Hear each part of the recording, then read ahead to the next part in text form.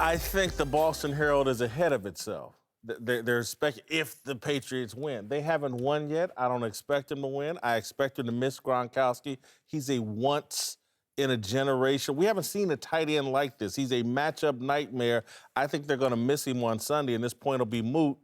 Gronkowski is he's not the typical expendable player. He's the best tight end in football, the best tight end I think I've ever seen. It is interesting, though. I'll say this. New England's got this really, formidable culture, right? When they moved Jamie Collins in the middle of the season. He ain't Gronk. He's not. But he was arguably their most athletic linebacker, and Bill knows linebackers. And I remember thinking, I always wonder if this is a message. Like, he's not doing what we want him to do. And that defense, by the way, statistically, is better since he left.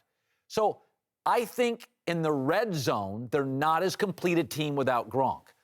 But special teams, defense, inside the 20s, they look like New England to me. I watched that Pittsburgh game.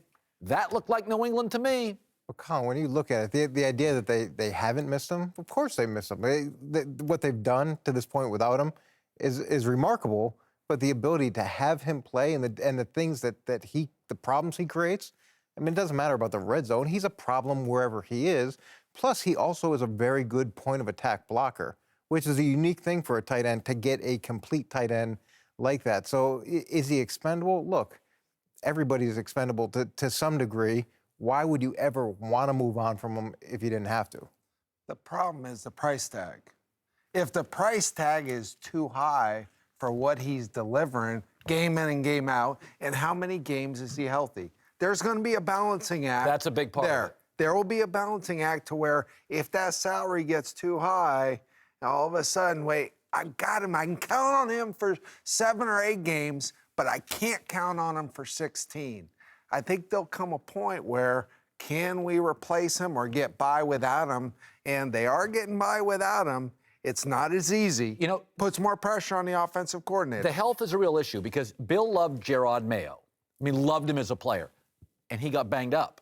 And at the end, as much as Bill loved him, you just have to move on. Like, Bill's one of those kind of Saban characters. Are you there every Sunday? Oh, availability is as important as ability. It is. I think Gronk. About that. Can I say this, though? There is a frustration among Bill or the staff that Gronk is hurt a lot. Yeah, there may be that frustration. And look, you got to talk to the doctors. You got to talk to the trainers. You've got to make business decisions. Bill, they're not going to make a decision to keep him if they think he's going to be injured half the season or he's only going to play X amount of games. Or if they make that decision, his salary is going to reflect that. But if they feel like he's over the injuries and can be what he was or even be close to what he was, he is, what Jason said, a unique player at that position because he's a complete tight end. Jason Witten, to me, is a complete tight end.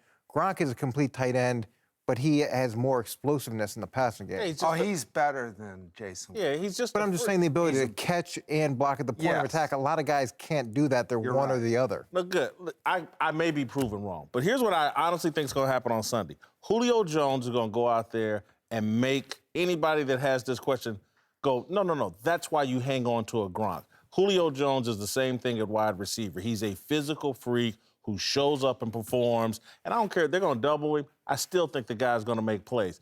That's the same thing you have with a Gronkowski. Okay. There's no way to really take him out of a game. Remember how gifted Aaron Hernandez was?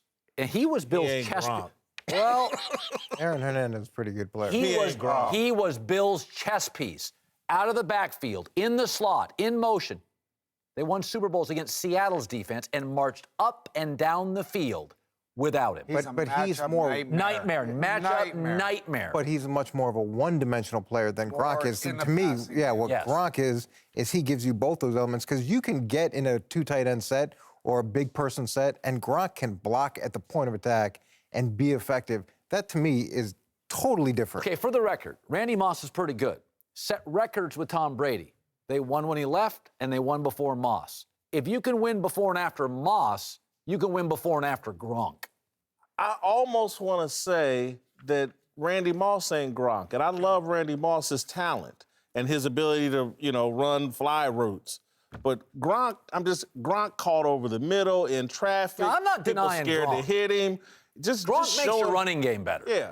So I let him go, and then he'll come back and bite you on another team, the Denver Broncos or somebody like that.